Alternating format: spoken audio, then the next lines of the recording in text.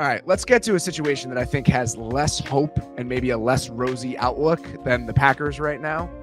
Let's talk about Mac Jones and the Patriots. We avoided this on Sunday just because I just wasn't ready to talk about it. I was like, we'll do this later on. Like, I can't anymore with the Patriots. And I went back and I watched the game, and I don't even know where you want to start with what's going wrong with New England on offense, because it's everything. And this is, I said before the year that I thought the bottom level of offensive football in the NFL would be a little bit higher this year. And it was for a bunch of different reasons. Okay. So you had Aaron Rodgers going to the Jets. Okay. So the Jets offense should be better than it was when they were the worst offensive football last year. Theoretically, the Bears should be better with one more year for Justin Fields, a better supporting cast. You have another year for Kenny Pickett. They went out and added to their offensive line. You think, oh, maybe the Steelers will be a little bit better too. And the Patriots, you're going from Matt Patricia as your offensive coordinator to Bill Bryant as your offensive coordinator. Even if they don't have a high ceiling on that side of the ball, competence, I thought, would be more prevalent among some of these really bad offenses in the league. And that has not happened. We have some offenses right now, whether it's the Patriots, whether it's the Giants, that can't even function against NFL defenses because of everything that's going wrong.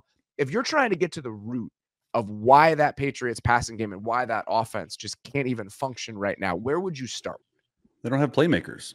They don't have playmakers. They don't have speed. They don't have playmakers. Like I watched the game this morning, and it was tough to watch. I mean, it wasn't fun to watch because I'm just like, well, like honestly, like yeah, Mac probably made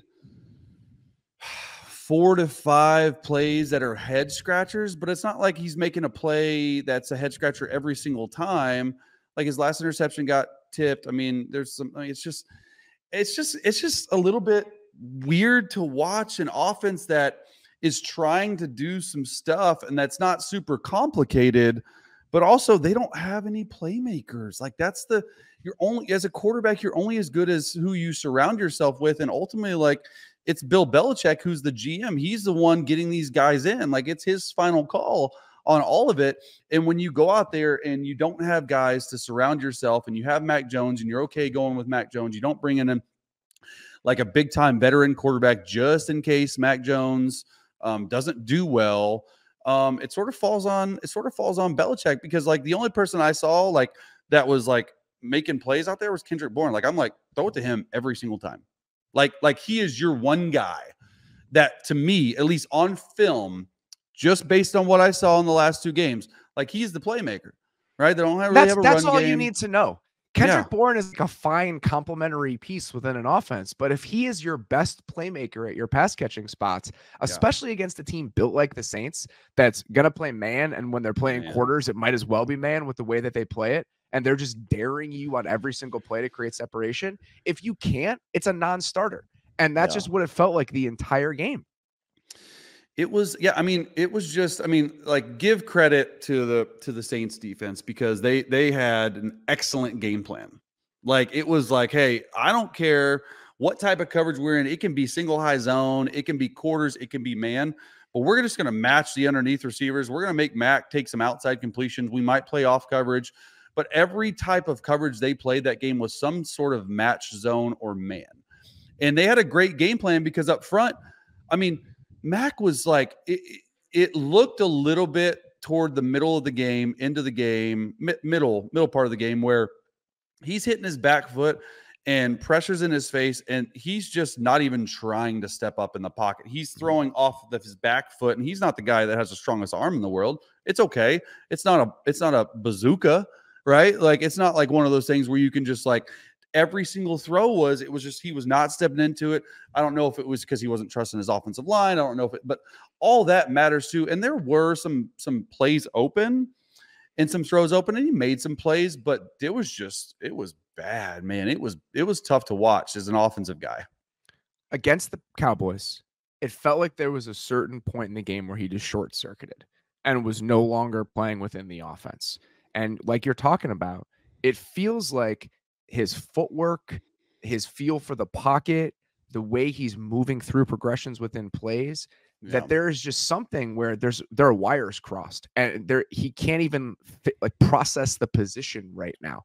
Is that salvageable Like when you have a guy that's heading on this sort of downward trajectory where he is so uncomfortable and so sped up on just pretty normal plays, how do you pull someone back that's trending in that direction?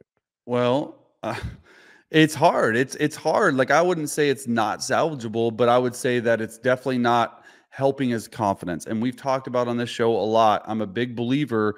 Like you got to have conviction as a quarterback, and you got to have confidence as a quarterback.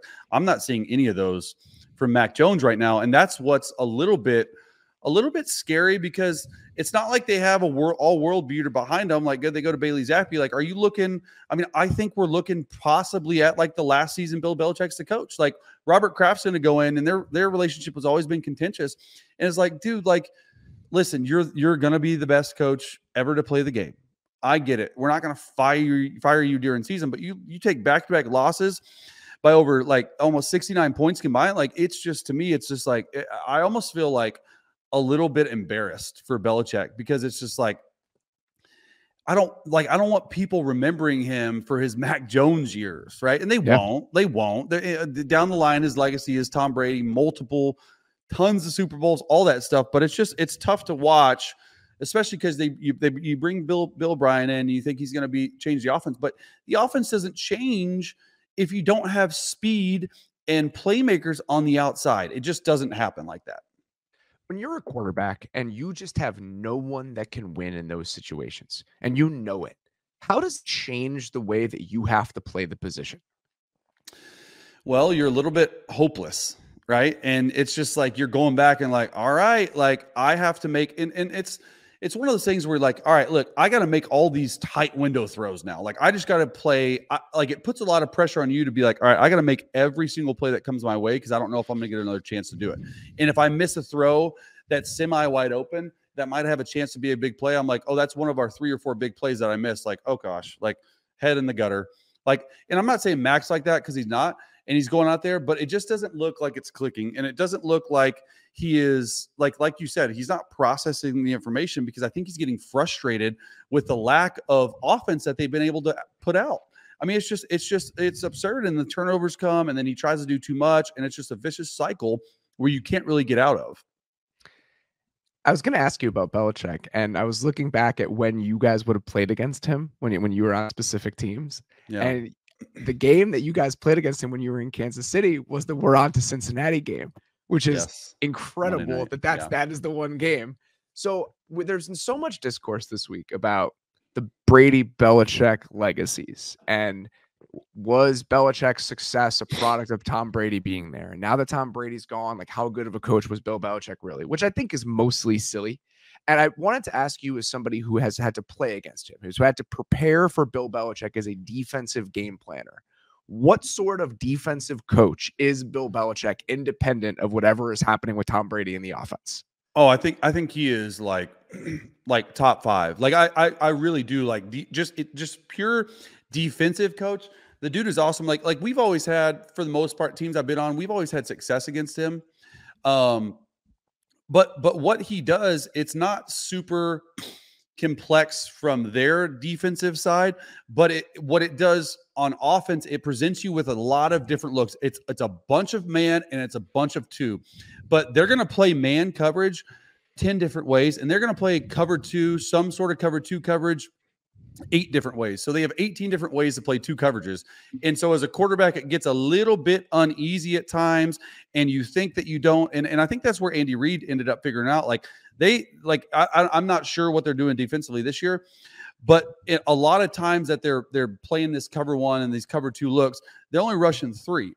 And so we always thought in KC, like, hey, okay, you have a lot more time as a quarterback than you think. Let's take deep shots. Let's get speed through these brackets. Let's hold on to the ball a second longer to have these guys open, because a lot of teams play them and they have this cover 1 with multiple hole players inside, okay, and they're only dropping 3, but they might have 5 on the line like a bear front, and they're dropping out. It makes you think as a quarterback you got to be sped up and stuff like that. Well, I think a lot more teams are figuring it out. Hey, when the times they are rushing 3, let's check it out. We got 5 blockers. Let's hold the ball and hit them deep down the field. And I think that's sort of what teams are trying to do. But I would put him down as like definite top 5 defensive genius for sure.